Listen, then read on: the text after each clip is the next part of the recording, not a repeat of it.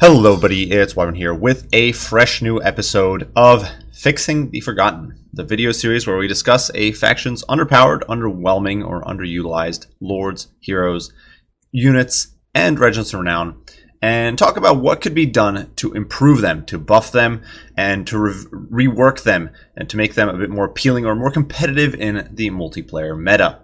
Obviously, units that need nerfs and units that are overtuned tend to be something that gets wailed upon a lot, but in that mix, the units that just don't see much, if any, play, or perhaps lack any distinct spot on a roster, tend to get overlooked and forgotten about. And so with this video series, we really try to rectify that.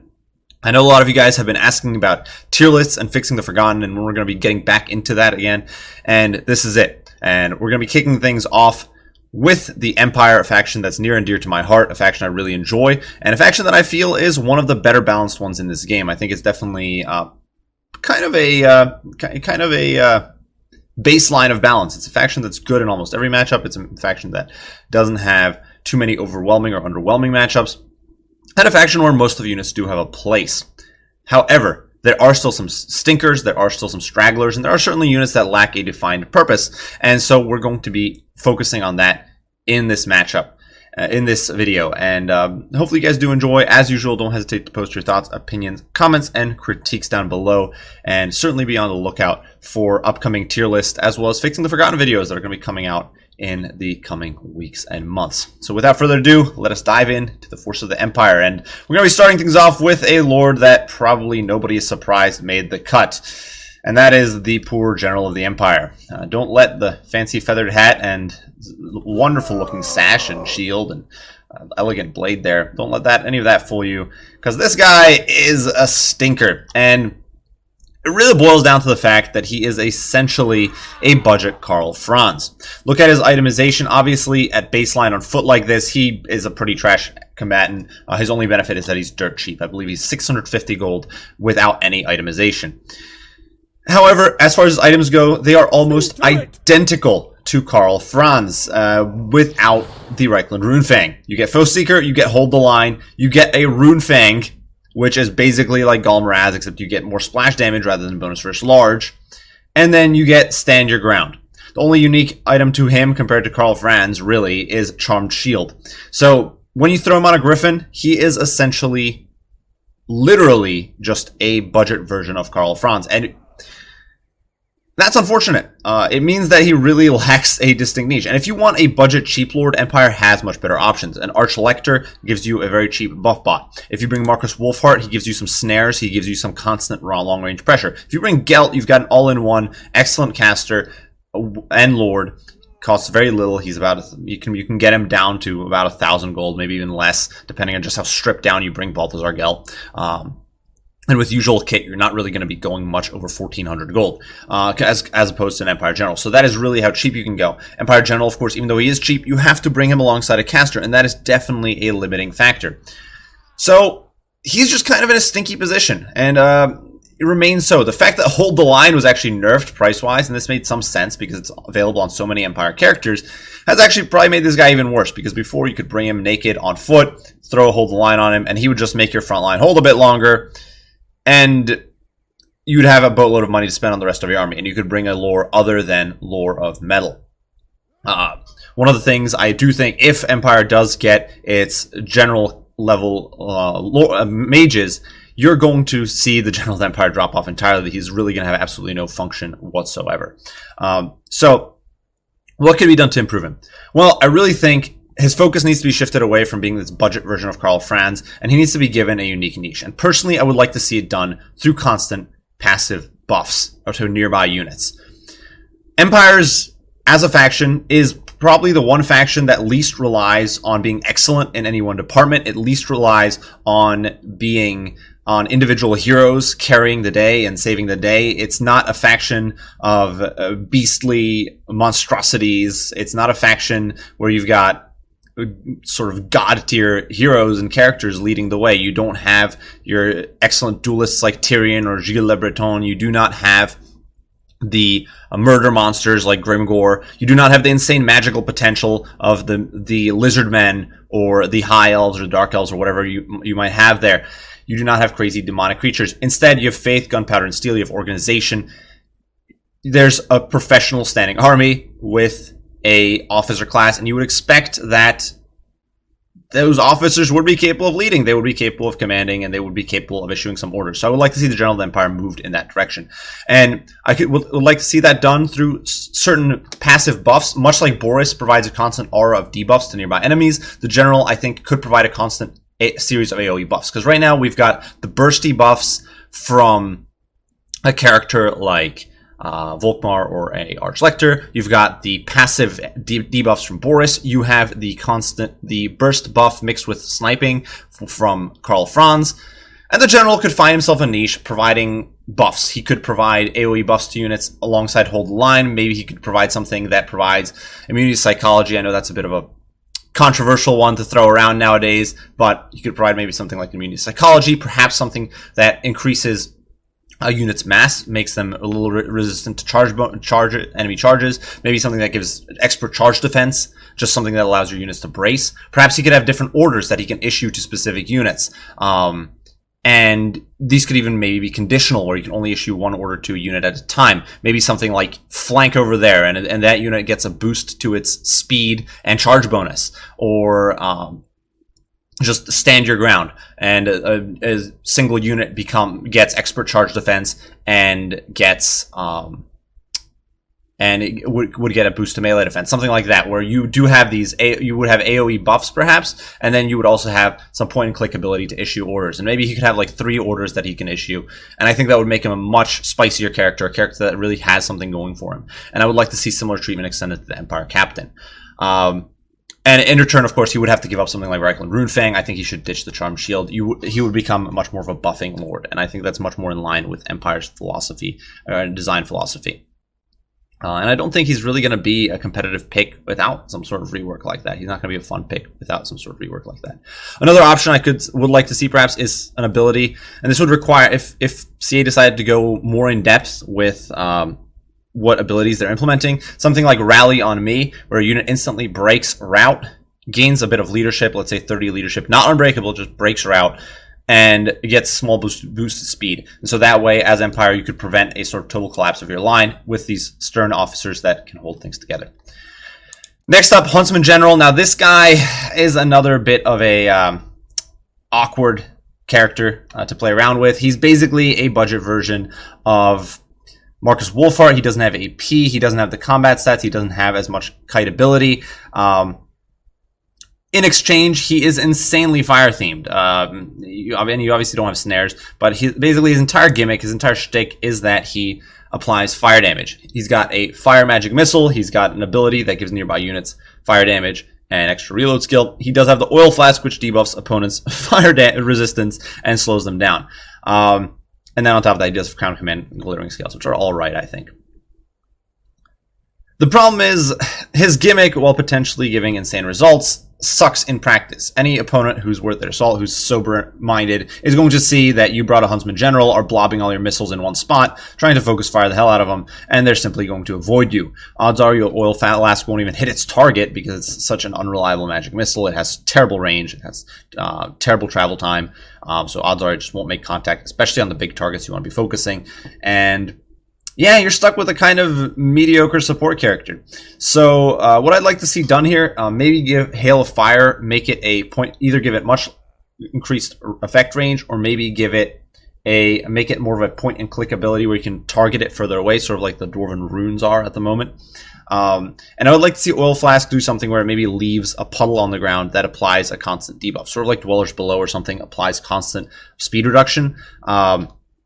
Oil Flask, obviously not applying constant damage, but it would apply constant flame weakness and speed reduction to units that are within its AoE. And that would give it, I think, a little bit more reliability, a little bit more consistency, and make it a little bit less of such a niche item. Obviously, I think the goal here with the Huntsman General is to make him this sort of fire-themed character.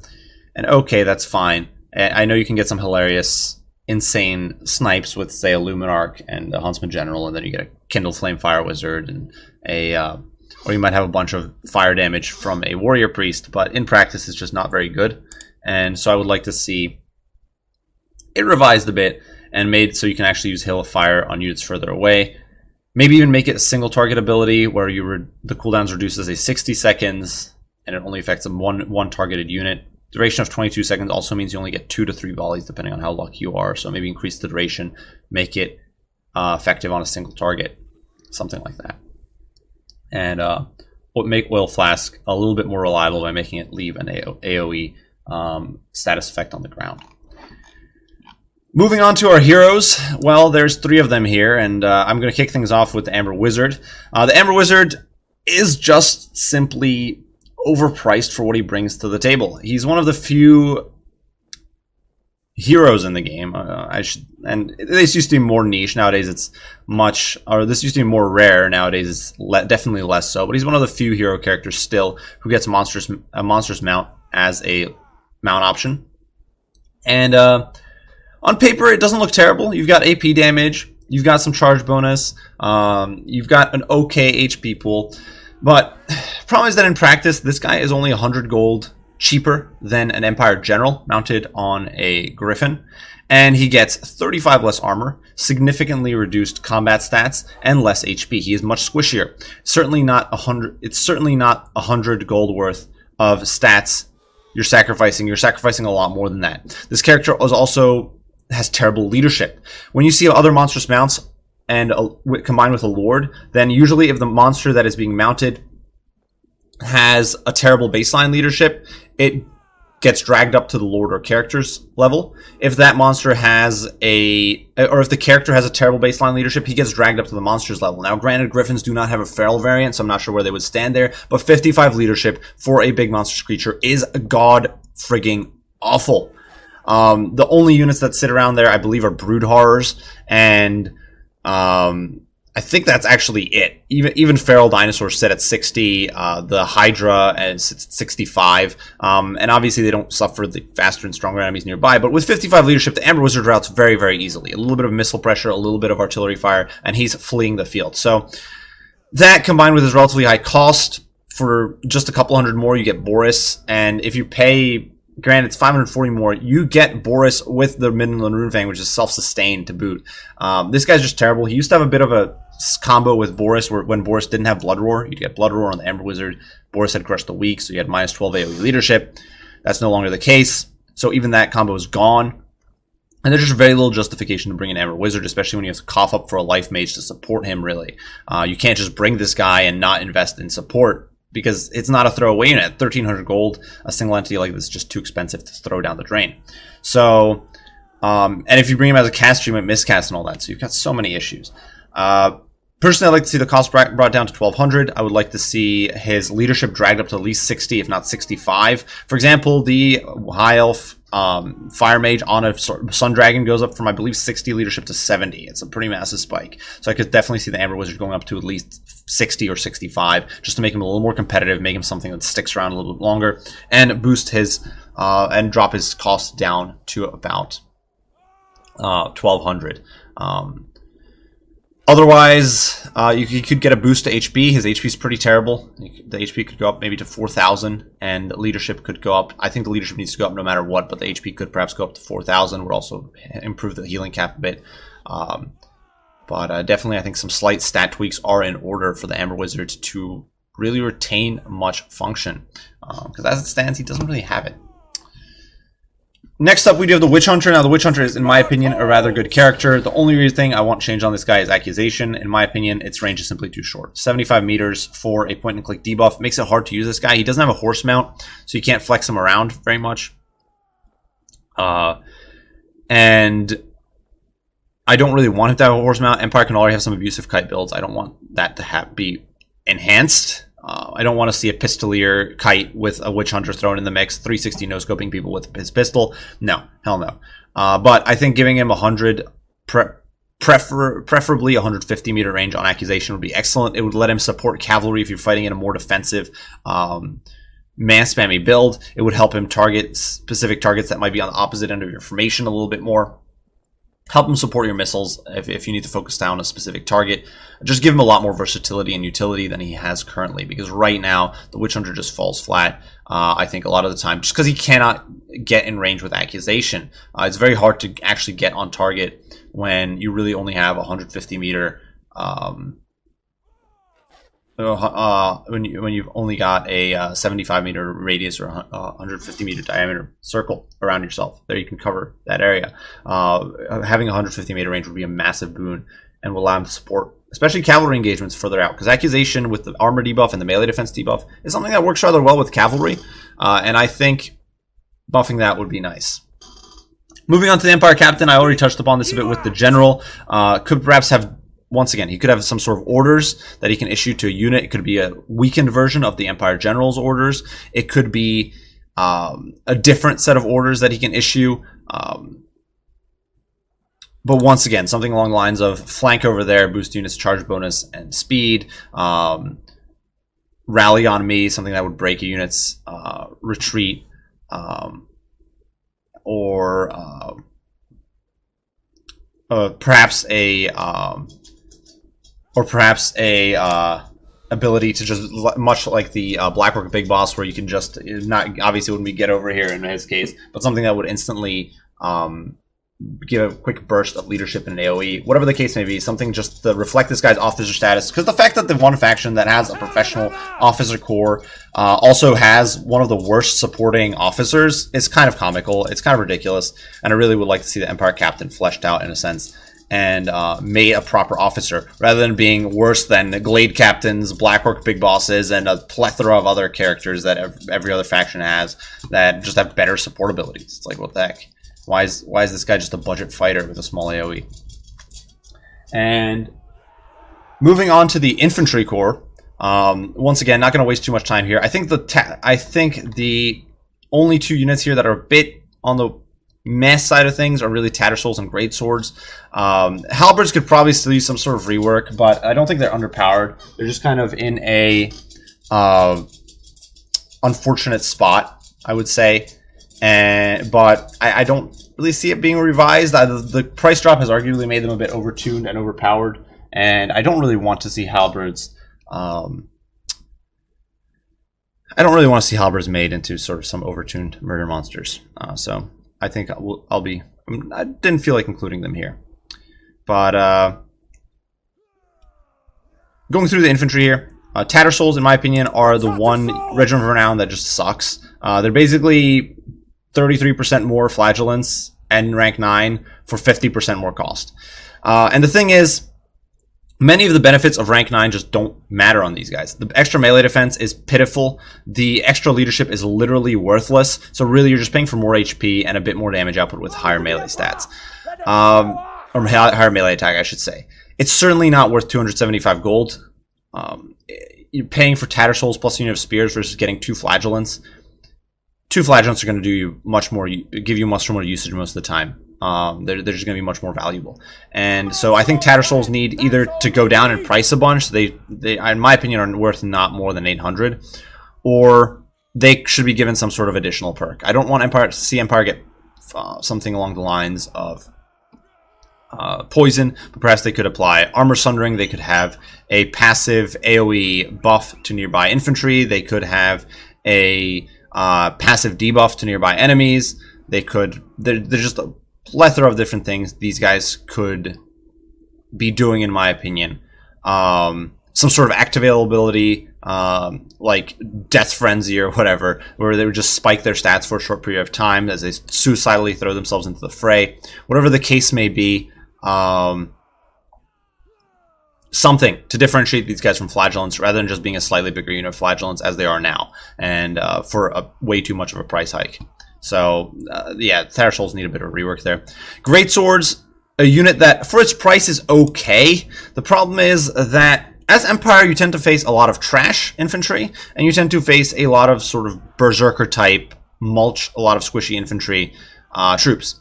And Greatswords don't actually perform all that well against them. Their armor isn't quite high enough, and their AP is often wasted against these units. And if you do happen to fight, and if you are fighting a faction that happens to bring shielded armored infantry, Greatswords take a while to chew through them. Their melee attack and their weapon strength, while boosted by that 9 bonus versus infantry, just isn't that high. It takes a while, or sorry, 10 bonus versus infantry. It takes a while for them to chew through these targets. I would like to see Greatswords revised a lot. In tabletop, their big gimmick was that they had Dwarf Forged Gromril Plate, and they had insane leadership thanks to Stubborn, which made them an incredibly difficult unit to remove from the field. And I would like to see that reflected in Greatsword stats. And I would like to see their armor buffed up to 110. I would like to see them get a passive ability akin to Hold the Line, except just for themselves, that procs when below 50% HP, and it would be called Stubborn. And obviously that would come with a price hike. I would imagine these guys would go up to 1,000 gold, perhaps even 1,050. It would make them much better at mulching through non-AP troops, because that armor would make a big difference there. It would make them much more difficult to remove, and something your opponent has to keep in mind a little bit when they're trying to bust through your line, that they can't just ignore your great swords and leave them for later. They will stick around to the bitter end. And at the moment, it's just not really reflected in the great swords. They're kind of this budget great weapon, and not really cool, not really fun in my opinion. And I would just like to see them reworked more to reflect what they were on tabletop. I think it would give them more of a defining niche, cutting through non-AP enemy infantry, while simultaneously remaining vulnerable to enemy great weapons, remaining a unit that doesn't necessarily burst through enemy lines, just something that holds the ground much better, can soak blasting charges a bit better, that sort of thing. And similar treatment for Reichsguard. I think Reichsguard's big problem is that they struggle to find a defined position separate from Empire Knights and Knights of the Blazing Sun. They find themselves sandwiched in this uncomfortable middle ground, basically just a souped up Empire Knight. And once again, in tabletop, Gromreel Plate or Dwarf Forge Armor plus Stubborn made these guys a pain in the rear to remove, and I would like to see that reflected in Reichsguard getting that Hold the Line effect or that Stubborn effect when below 50% HP, something that makes them much harder to shift. Once again, could come with a small price hike, maybe up to 1,200 or 1,250. Perhaps give them better sustained combat stats as well. You could give them like +1 melee defense, +2 melee attack, something along those lines. Just something that would make them grind a bit better and differentiate them a bit more significantly from Knights of the Blazing Sun. You could even make them more like a non-AP questing knight type unit, perhaps, where their charge bonus could drop to, say, 56 or 50, and in exchange, you get much higher weapon strength, let's say weapon strength sitting at 48 and much more melee-oriented stats. But something, and obviously non-AP, so something to more differentiate them from Knights of the Blazing Sun. Just make them a grindier cav, but especially the Stubborn effect, I think, would be nice. Continuing down the line, we've got the 2 Regiments of Renown missile units, Deathjacks and White Wolves. Now, these units have some of the worst passive buff or Regiment of Renown improvement selection I've ever seen, I think, in this game. Deathjacks are archers with stock, Vanguard, and Snipe, which is, to put it mildly, laughable. It's a unit with 120 range. You're gonna get value out of Snipe just about never. It's a pathetic improvement, and you're paying way too much money for it. So that's just kind of sad. And then the White Wolves are Huntsmen who have immunity psychology and souped up melee stats. On a unit that cannot fire 360, that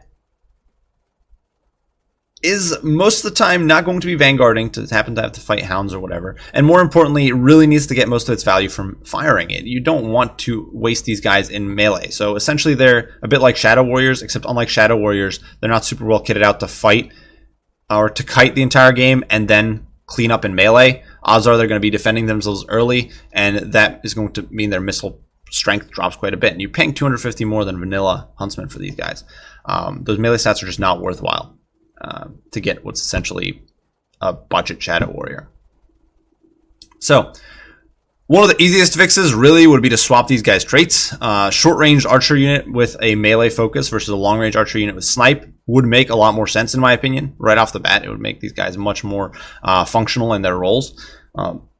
Otherwise, perhaps other reworks could be in order. Perhaps Deathjacks could apply a small leadership debuff when they're against the targets they're firing, something intimidating, something that applies some sort of application of fear. I don't really want poison for Empire. I feel like Empire with poison would become something quickly abusive. We've already seen that happen with Bretonnia and Lizardmen ever since the poison rework, so I don't really want to see that happen with Empire as well.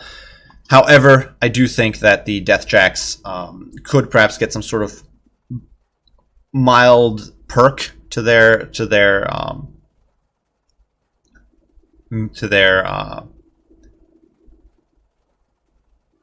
missiles, and the White Wolves could perhaps be given something like 360 fire, if as a interesting sort of design choice, as Empire doesn't at the moment have 360 infantry at all, so that would be a bit of a defining feature there.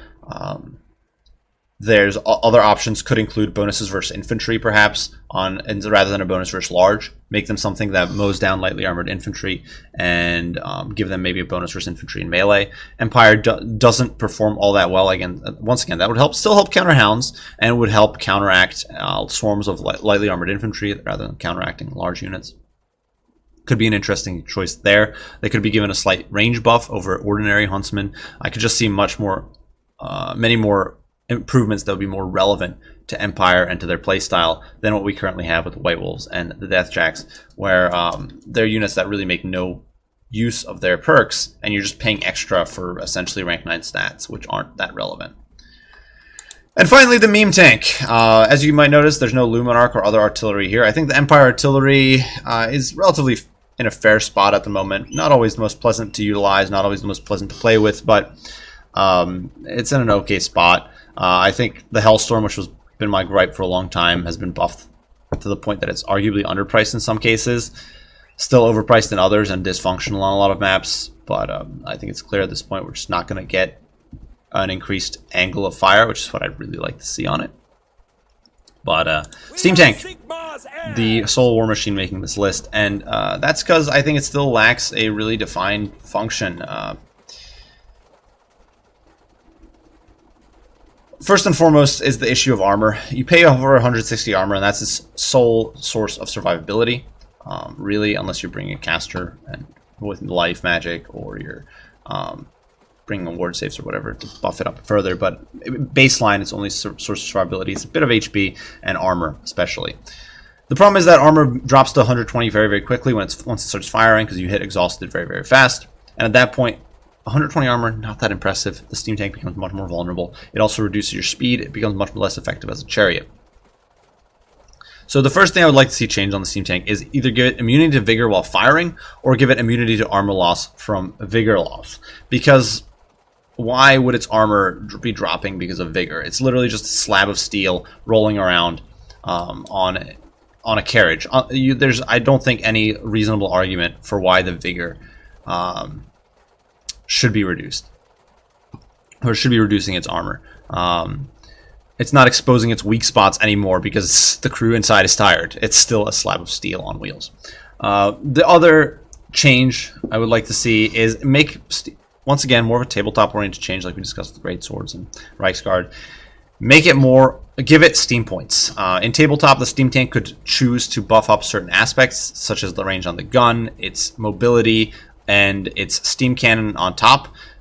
With Steam points, it also had a steam explosion that it could drop to clear the area around it. And I would like to see that reflected in game. And how exactly that could be reflected, perhaps you could have 3 modes that you choose.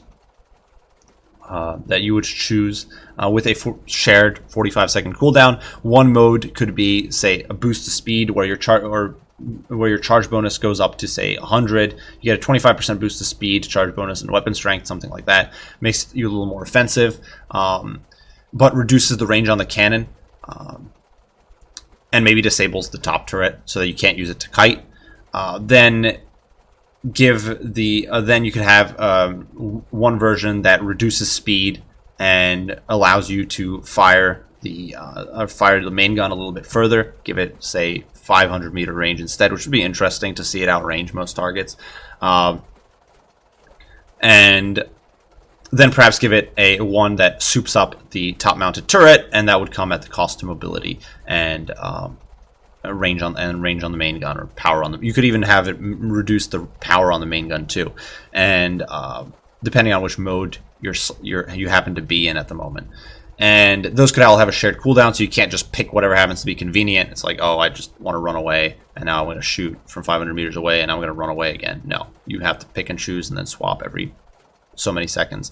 And then maybe give it an AoE clear ability, much akin to the explosion on Krok Gar, or Cetra, or Khalida, or whatever. Not crazy amounts of damage, but something that maybe applies the burnt effect, and knocks back and damages squishy units especially. Just make the steam tank a little bit more of a monster machine. There's only a dozen of them left in the old world. They're literally the pinnacle of human engineering. I wish they would reflect that a little bit and be more of a cool, badass unit that they're supposed to be, rather than a meme, which they currently are. And I think just giving a little bit more versatility, a little bit more utility that way, make them more capable of performing as a chariot, or as a more capable of poking away at long range, or whatever you happen to want, would make them a bit more of an effective unit. And perhaps they could lose Unbreakable for it. You could perhaps remove their ability to be healed for it. I don't actually mind if any of those changes were implemented. Unbreakable especially, just avoid abusiveness of draw kiting with a 60 speed unit. I know I had Unbreakable in tabletop, but screw that. Give it 100. Give it just 100 leadership like a giant. And I think that would make it a much more fun, engaging, and unique unit. But regardless, that's my 2 cents there, fixing the Forgotten. I know a bit of a lengthy video, and I went on a bit of a ranting tangents every now and then, but hopefully you guys did enjoy. As usual, leave your thoughts, opinions, comments, and critiques down below. I'll do my best to respond as soon as I can. I do thank you all for watching, and I will see you all in the next one. Bye for now.